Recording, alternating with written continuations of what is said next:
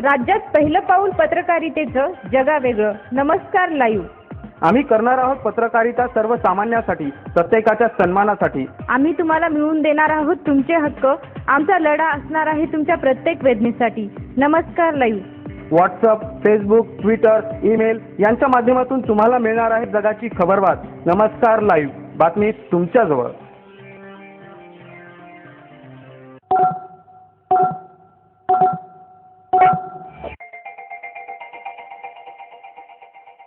Good morning, मी सुदेशना धुसमाल. आपण ऐकत आहात नमस्कार लाईव्हचं सकाळचं बातमीपत्र.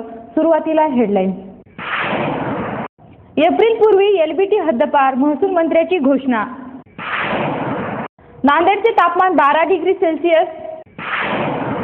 केंद्रीय पथकाच्या अहवालात राज्यातील दुष्काळीची स्थिती गंभीर. आत्महत्यास्थळ बनलेल्या पुलावर सुरक्षा वाढवावी, ग्रामीण पोलिसांचे विनंतीपत्र जिल्हाधिकाऱ्याला. होमिओपॅथिक डॉक्टरचे उद्यापासून 3 दिवसीय प्रशिक्षण शिबिर. आता बातमीपत्र विस्ताराने. महाराष्ट्रातून एलबीटी आता स्थानिक संस्था कर रद्द होण्याचा मार्ग मोकळा झाला आहे, कारण केंद्रीय मंत्रिमंडळानं जीएसटी अर्थातच वस्तू आणि सेवा कर कायद्याच्या अंमलबजावणीलाही हिरवा कंदीर दाखवला आहे. आज सकाळीच महसूल मंत्री एकनाथ खडसे यांनी जीएसटी लागू होताच एलबीटी हटवण्याची घोषणा केली होती. सर्व प्रकारच्या प्रत्यक्ष किंवा अप्रत्यक्ष करांना म्हणजेच आयात कर, उत्पादन शुल्क, फॅट, विक्री कर, सेवा कर, जकातीला पर्याय म्हणून केंद्रानं जीएसटी कर प्रणाली लागू करण्याची घोषणा केली होती. त्यावर आता अंमलबजावणी होण्याचा मार्ग मोकळा झाला आहे. जीएसटी प्रणालीमुळे वस्तूवरील कराचे ओझे कमी होऊन किमतीही कमी होऊ शकतात. तशीच राज्यातील वस्तूंची ने-आण सोपी होऊन एकात्मिक बाजारपेठ तयार होईल. अर्थातच 10 लाखाच्या वरील उलाढालीला जीएसटी लावण्याची मागणी राज्यानं केली आहे. मात्र केंद्राने ही मर्यादा 25 लाखावर ठेवण्याचा विचार केला आहे. सुमारे 140 देशांमध्ये जीएसटीची अंमलबजावणी होते, ज्याची सुरुवात 1954 मध्ये फ्रान्सने केली होती. गेल्या आठवड्याभरात ढगाळ वातावरण, गारपीट व बोचऱ्या थंडीमुळे नांदेड जिल्ह्यासह मराठवाड्यात व राज्यात वातावरणात कमालीचा बदल झाला होता. परंतु वातावरण पूर्ण पदावर आल्यानंतर ब्रेक बसलेल्या थंडीला कालपासून सुरुवात झाली आहे. आज नांदेड जिल्ह्याचे तापमान 12 डिग्री सेल्सिअस होते. यावर्षीच्या हिवाळ्यातील तापमानाचा हा नीचांक ठरला आहे, अशी माहिती येथील महात्मा गांधी मिशन संस्थेच्या खगोलशास्त्र व अंतराळ तज्ञ केंद्राचे संचालक श्रीनिवास औंधकर यांनी दिली. यावर्षी नोव्हेंबरच्या मध्यानंतर थंडीला सुरुवात झाली, तर डिसेंबरच्या दुसऱ्या सप्ताहात गारपीट, ढगाळ वातावरण आणि बोचऱ्या थंडीमुळे नागरिक त्रस्त झाले होते. थंडीची तीव्रता वाढत असतानाच अचानक वातावरणात बदल झाला. गेल्या 24 तासापासून थंडीची तीव्रता वाढत आहे. नांदेडचे आजचे तापमान किमान 12.6 डिग्री सेल्सिअस होते, तर कमाल तापमान 25.5 असल्याची नोंद झाली आहे. उत्तर भारतात थंडीची लाट असून ढगाळ वातावरणामुळे थंडीची तीव्रता कमी झाल्यानंतर आता पुन्हा थंडी स्थिरावत असल्याचे सांगण्यात आले. जानेवारीच्या दुसऱ्या सप्ताहानंतर गारपिटीची शक्यता असून 15 जानेवारी नंतर तापमानाचा पारा घसरून 8 डिग्री सेल्सिअस पर्यंत येण्याची शक्यता आहे. फेब्रुवारी महिन्यात गारपिटीची शक्यता वर्तवण्यात आली आहे. संक्रांतीच्या काळात ढगाळ वातावरण आणि थंडीची तीव्रता वाढणार असल्याचे संकेत आहेत. जुना मोठा भागातील नवीन पुलावरून होणाऱ्या आत्महत्या चिंतेचा विषय बनला आहे. काही दिवसापूर्वी एका व्यक्तीने आपल्या 2 मुलांसह पुलावरून उडी मारून आपली जीवनयात्रा संपवली. त्यामुळे हा पूल चर्चेत आला आहे. दरम्यान या पुलावरून होणाऱ्या आत्महत्यामुळे पोलिसांवरही कामाचा ताण वाढला असून प्रशासनाकडून कुठल्याही सुरक्षा उपाययोजना केल्या जात नसल्याचे त्यांना अनेकदा लोकांचा रोष पत्करावा लागतो. या पार्श्वभूमीवर वाढत्या आत्महत्येचे प्रकार लक्षात घेऊन गोदावरी नदीवरील 4ही पुलांच्या कड्यांची उंची वाढवून त्या ठिकाणी मजबूत जाळी बसवावी, यासंबंधीचे पत्र ग्रामीण पोलीस ठाण्याच्या पोलीस निरीक्षकांनी जिल्हाधिकाऱ्यांना पाठवून संबंधित विभागांना तत्काळ सुरक्षा उपाययोजना करण्याबाबत सूचना कराव्यात, अशी विनंती केली आहे. विशेष म्हणजे या 4ही पुलाच्या ठिकाणी 24 तास सुरक्षा रक्षक नेमण्याची व्यवस्था करावी, अशी विनंतीही या पत्राद्वारे करण्यात आली आहे. वेळ झाली छोट्याशा विश्रांतीची. तुम्ही ऐकत राहा नमस्कार लाईव्हचं बातमीपत्र. शुभेच्छा पाठवा सुंदर बुकेसह. संपूर्ण भारतात आणि 190 देशात कुठेही बुके पाठवण्याची सोय फक्त फ्लॉवर अँड फ्लॉवर्सवर. Bouquet, stage decoration, room decoration आणि कार डेकोरेशनचे सृजनशील नाव flower and flowers, centre point, Shivajinagar, Nanded. संपर्क 73 50 62 56 56. प्रत्येक समारंभाची रंगत वाढवतात ती फुलं आणि फुलाची रंगत वाढवतात flower and flowers. Wooden, ceramic आणि ग्लास फ्लॉवर पॉटसाठी तसेच स्टेज डेकोरेशन, रूम डेकोरेशन आणि कार डेकोरेशनसाठी संपर्क करा. Flower and flowers, Shivajinagar, Nanded. संपर्क 73 50 62 56 56.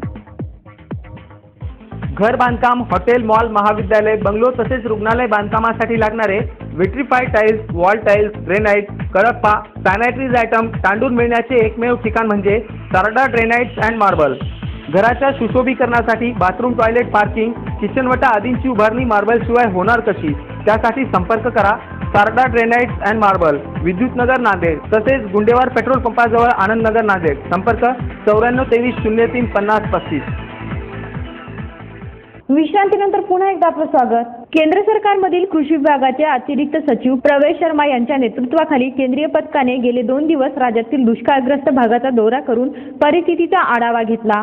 महाराष्ट्रातील जवळपास निम्मी नावे दुष्काळाच्या विपरीत प्रभावाखाली आहेत व 2012च्या दुष्काळापेक्षाही स्थिती गंभीर आहे असा निष्कर्ष केंद्रीय पथकाने पाहणीनंतर काढला आहे. राज्य सरकारने मागील महिन्यात 19,000 गावे 50% पेक्षाही कमी आणेवारी असल्याने दुष्काळग्रस्त जाहीर केले होते. त्यात आता केंद्रीय पथकाने नव्याने पाहणी केल्यानंतर सुमारे 5,700 गावे वाढविण्यात येणार असल्याचे म्हटले आहे. दरम्यान या पार्श्वभूमीवर मुख्यमंत्री देवेंद्र फडणवीस यांनी शर्मा यांची भेट घेऊन सविस्तर चर्चा केली. 2012च्या दुष्काळाच्या तुलनेत दुपटीने जास्त गावे यावेळी बाधित झाली असल्याची माहिती फडणवीस यांनी दिली. परिस्थिती भीषण असताना देखील दुष्काळी स्थितीला राज्य सरकारच्या यंत्रणेमार्फत दिल्या जात असलेल्या प्रतिसादाबद्दल केंद्रीय पथकाने समाधान व्यक्त केले आहे. राज्य सरकारने केंद्राकडे निवेदन पाठवून आर्थिक मदतीविषयी अगोदरच मागणी केली आहे. त्यामध्ये 19,000 गावांचा समावेश असून 3,925 कोटी इतकी मागणी केली होती. आता मात्र नव्याने अंतिम आणीवारीनंतर गावाची संख्या वाढवण्यात येणार आहे. त्यात सर्व गावांचा समावेश अंतिम अहवालात करण्यात येणार असून सुधारित निवेदन पाठवल्यानंतर केंद्र सरकारची उच्चस्तरीय समितीच्या बैठकीत मदतीबाबत अंतिम निर्णय होईल. केंद्रीय पथकाला राज्याच्या दुष्काळ भागातील दौऱ्यादरम्यान राज्यातील गंभीर स्थितीची गंभीर कल्पना आली आहे. केंद्र सरकारला सादर करण्यात येणाऱ्या अहवालात अधिकाधिक मदत मिळण्याच्या दृष्टीने शिफारस करण्याची हमी प्रवेश शर्मा यांच्या नेतृत्वाखाली पथकाने दिल्याची माहिती मुख्यमंत्र्यांनी दिली आहे. होमिओपॅथिक डॉक्टरांसाठी खास 3 दिवसाचे प्रशिक्षण शिबिर दिनांक 19, 20, 21 डिसेंबर रोजी आयोजित करण्यात आले आहे. या शिबिरात भारतातील नामांकित डॉक्टर अशोक मेहता व डॉक्टर मिलिंद राव हे मार्गदर्शन करणार आहेत. रुपयांच्या मानसिक लक्षणावरून औषध नियोजनात त्यांचा मोठा हातखंडा आहे. यापूर्वी अशा प्रकारचे प्रशिक्षण दिल्ली सोडून महाराष्ट्र राज्याच्या केवळ मोजक्या शहरात व मागच्या वेळेस नांदेड येथे झाले होते. दिनांक 19 रोजी सकाळी 9:30 वाजता या प्रशिक्षण शिबिराचे उद्घाटन होणार असून या उद्घाटन सोहळ्यात त्यांचा जाहीर सत्कार करण्यात येणार आहे. या चर्चासत्रात महाराष्ट्रासह इतर राज्यातील निवडक डॉक्टर सहभागी होणार असल्याची माहिती doctor Ashok Bongulwar, doctor Sanjay Latkar, doctor Omprakash Kunchan, doctor Balaji More, doctor Sunil Kolwar यांनी दिली आहे. मोजे दहीकळंबा येथील प्रतिष्ठित नागरिक दिगंबर पाटील शिंदे वय वर्ष 75 यांचे 17 डिसेंबर रोजी वृद्धापकाळाने निधन झाले. आज दुपारी 2 वाजता त्यांच्या पार्थिवावर अंत्यसंस्कार करण्यात येणार आहे. त्यांच्या पश्चात पत्नी, 3 मुले, 5 मुली, नातू असा परिवार आहे. आज असणारी काही वाढदिवस: प्रवीण पोकर्णा, माधवराव झरीकर, संजय भंडारी, शैलेश धवर, आराध्या बारडकर या सर्वांना नमस्कार लाईव्हतर्फे वाढदिवसाच्या हार्दिक शुभेच्छा. शेवटी पुन्हा हेडलाईन्स. एप्रिल पूर्वी एलबीटी हद्दपार, महसूल मंत्र्याची घोषणा. नांदेडचे तापमान 12 डिग्री सेल्सिअस. केंद्रीय पथकाच्या अहवालात राज्यातील दुष्काळीची स्थिती गंभीर. आत्महत्यास्थळ बनलेल्या पुलावर सुरक्षा वाढवावी, ग्रामीण पोलिसांचे विनंतीपत्र जिल्हाधिकाऱ्याला. होमिओपॅथिक डॉक्टरचे उद्यापासून 3 दिवसीय प्रशिक्षण शिबिर. आणि याचबरोबर नमस्कार लाईव्हचे बातमीपत्र संपलं. पुन्हा भेटूया, तोपर्यंत नमस्कार. जग आता जवळ आले. जवळ म्हणजे किती? अगदी तुमच्या मुठ्ठीमध्ये. तुम्हाला माहित नसतं की तुमच्या आजूबाजूला घडते काय, पण मी सुदेशना दुतमल सांगणार आहे तुम्हाला आजूबाजूच्या ताज्या घडामोडी. आमची पत्रकारिता असणार आहे समाजातील भोंदूगिरी पोखरून काढणारी. मी भुजंग चव्हाण तुम्हाला सांगणार आहे विकसित डोळसपणा समाजातल्या शेवटच्या टोकापर्यंतचा. नमस्कार लाईव्ह बातमी तुमच्याबरोबर.